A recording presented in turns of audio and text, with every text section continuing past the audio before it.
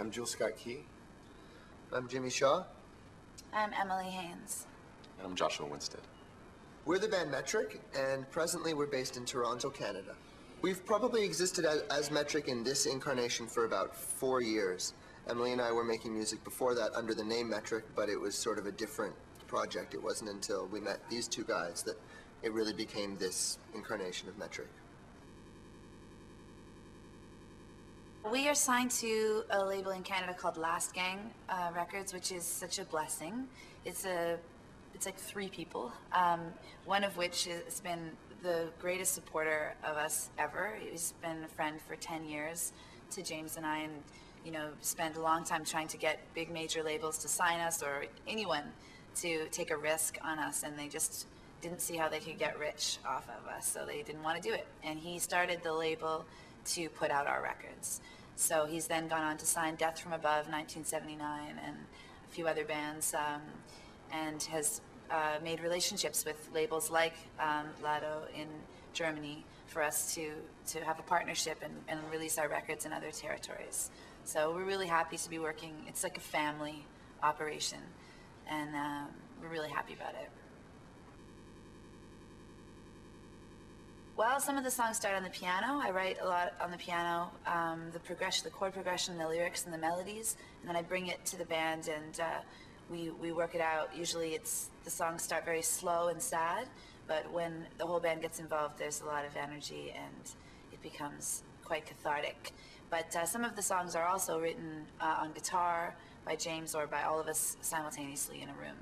Well, the way it works, I think for all of us, the point of our band, if there is one, is that we just all really like to travel and explore new places and immerse ourselves in something and then just see how it affects our writing. So for me, the last few years, I've been a little disappointed at the state of things in the United States as far as our government is concerned, and a lot of our behavior in foreign lands. So that's definitely crept into the music to some extent, but we're open-minded. Monster movie. Dirty robots up against Bobby Feller.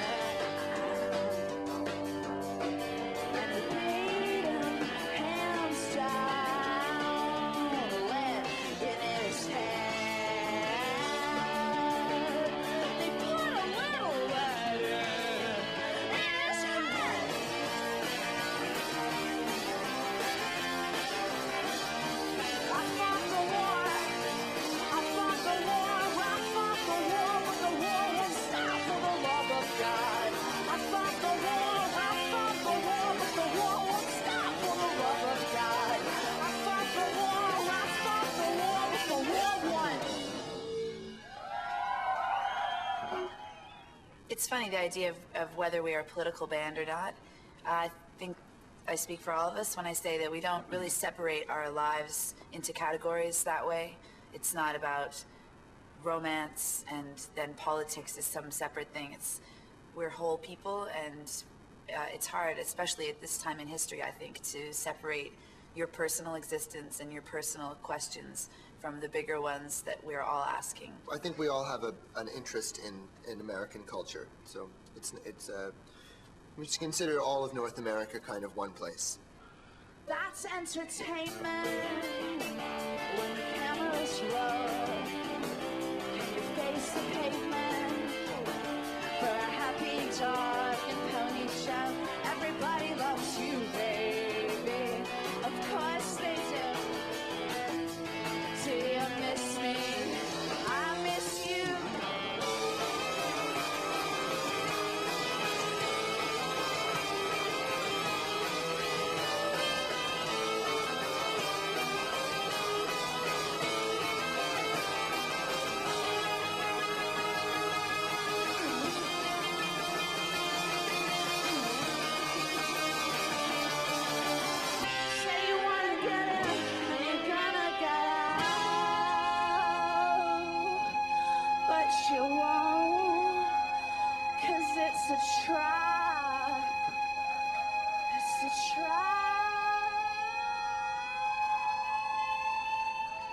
art seems to be a thing that influences and stimulates me to do my own art. Sometimes people ask you, does a certain music make you want to sound like them? But it seems to be more that when people do the things that are beautiful, that inspires us to continue on doing our own thing and be creative in our own way without trying to copy or be like somebody else that you admire. It tends to inspire you to be your own self. I was influenced by Stuart Copeland, drummer for The Police. I listened to everything he did, and transcribed everything he played. It's probably very apparent from I played, but I went to the Stuart Copeland School in drumming, so good teacher. I grew up listening to a lot of Smith's records and was very influenced by the guitar playing of Johnny Marr. He was one of the reasons that I started playing guitar the way that I did. Still is a very, very big influence. I grew up listening to this composer named Carla Bley. She did a record in the 70s called Escalator Over the Hills, a double album. It's like the Sgt. Pepper's of the jazz world. And my dad was a cool realist, which I think is an interesting idea.